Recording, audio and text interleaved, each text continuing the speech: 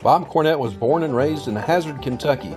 His father, Miller, a railroad train engineer, and his mother raised 5 kids in humble but comfortable surroundings. A star basketball player, Bob was then known as Blackie because of his jet black hair. He graduated from Berea College, where he met the love of his life, Jean Carruthers. Life took the Cornett family to far-flung places, far away from the mountains of Kentucky, sometimes in a rapid-fire way. Son Roy, the eldest of 6 sons, reports that he attended first grade in 4 different states, including Hawaii. Bob describes his government career as being a bureaucrat, but rarely talks about the projects he was involved in.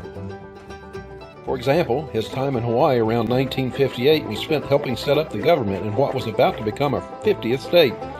Later, he served as the director of the budget for the Commonwealth of Kentucky under Governor Bert T. Combs during an era that saw completion of interstate highways and our parkway system to connect the remote parts of the state. After leaving government service in the late 1960s, Bob joined the Council of State Governments based in Lexington, fostering state governments across the entire nation. His 6 sons with Jean helped Bob see firsthand how strong sibling bonds led the older boys to guide the young ones through learning about life.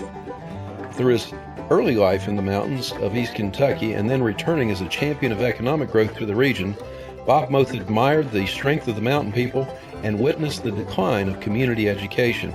From one-room schoolhouses where multiple grades were mixed, he saw schools evolve into concrete and steel pens where kids were taught very specific curricula handed down from on high, regardless of the needs of the individual child.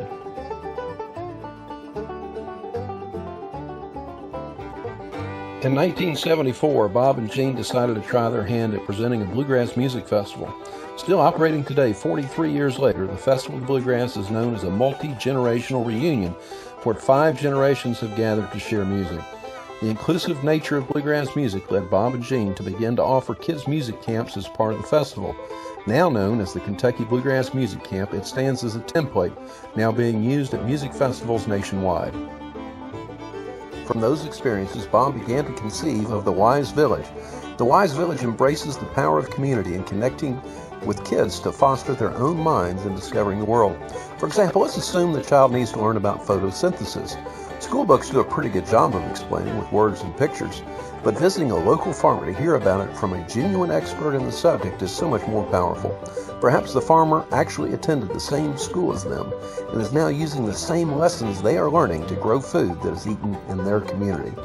Learning in that environment can cover so much more than just a single subject. The child might get in touch on math, business, nutrition, government, and even economics. Bob has partnered with educators throughout the region to bring the Wise Village concepts into action. As you might guess, there are roadblocks frequently along the way.